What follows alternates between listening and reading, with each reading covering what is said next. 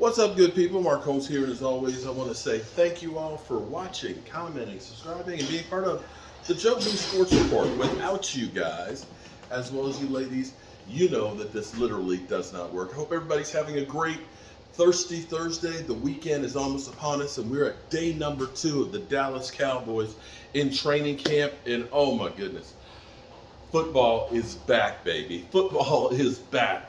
I could literally cry. But I want to touch on something. I'm here working on the house. My man Jet's working on the tile in the bathroom and things. My wife's downstairs spraying the walls.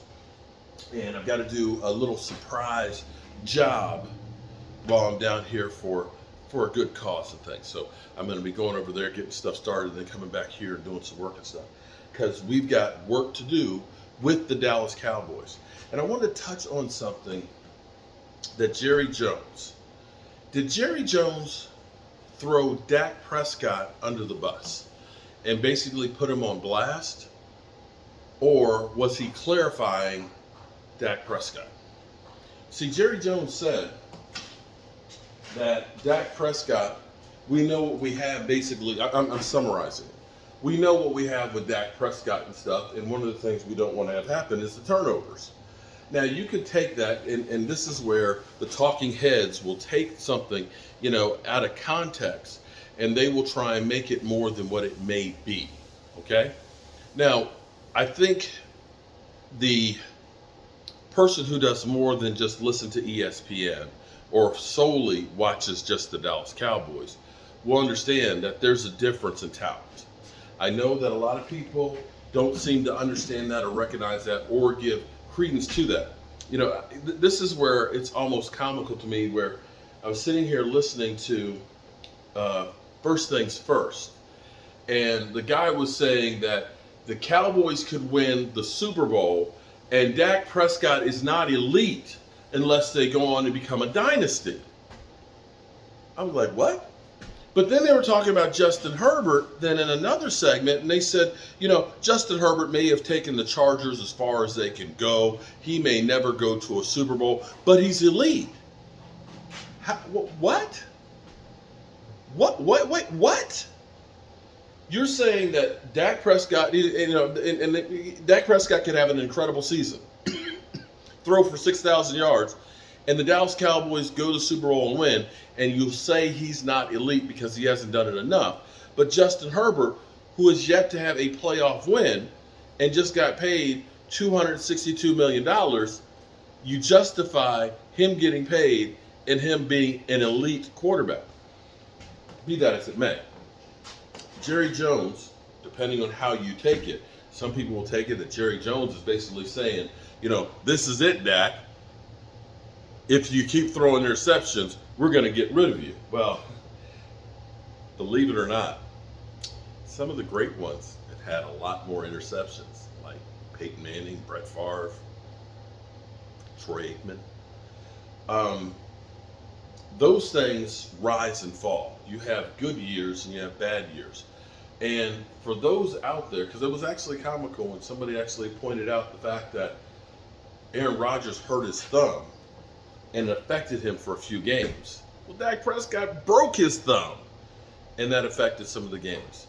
And when you have guys who could not get separation, it's hard to throw when a guy has people draped all over him. When you have this much of a target to throw to, as opposed to seeing guys like George Kittle with a 5-yard cushion.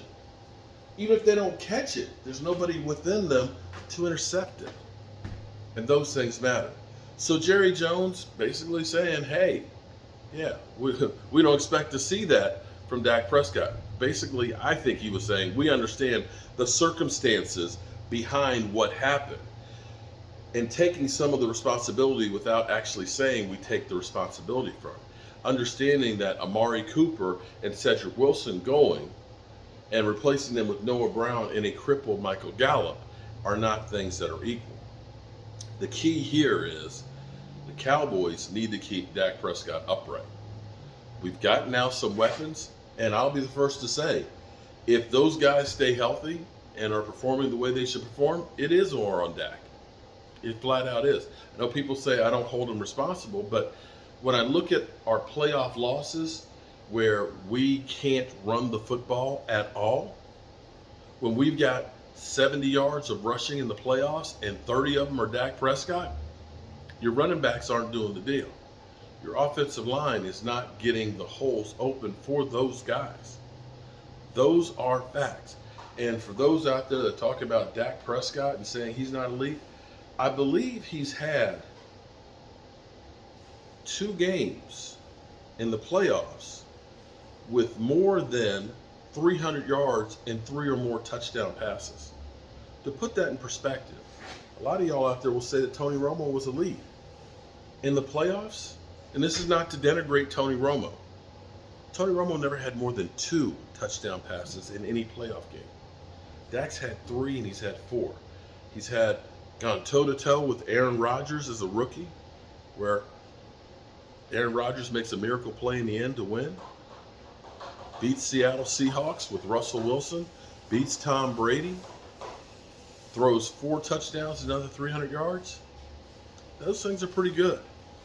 And to look and say, Justin Herbert, that guy, oh yeah, he's worth every penny, but they're not winning anything. Yeah. So Jerry's going to be Jerry. Jerry's going to say, we're not talking about contracts, but then says, Zach Martin, it's not about Zach Martin, it's about honoring the contract. So it is what it is. And quite frankly, I don't think Dak Prescott needs that from anybody to tell them, you need to cut down on the interceptions. That's a guy who I can guarantee you, he doesn't want to throw interceptions. I can tell you that guy wants to win a Super Bowl. So all you people out there are acting like, you need to put a foot in his ass. Dudes, ain't no bigger foot going in his ass than his own right now. Because he's going to do everything he can to be ready to compete and do the best that he can. And I believe in that guy. So we're going to go over here, get started some work over there, come back here, do some more work over here. We're going to be checking in on the Cowboys and training camp because practice will start in about another hour. And we want to get all the do's and don'ts and everything else about what's going on. There's my man, JD. Boom. Let's go. Okay, Donovan Wilson out 4 to 6 weeks with the calf injury. And let's knocking on wood, hope that nobody else gets hurt. I'm Mark Holmes, and I appreciate each and every one of you guys, as well as you ladies. And I will see you soon. Peace. Now get out of here. Get to work.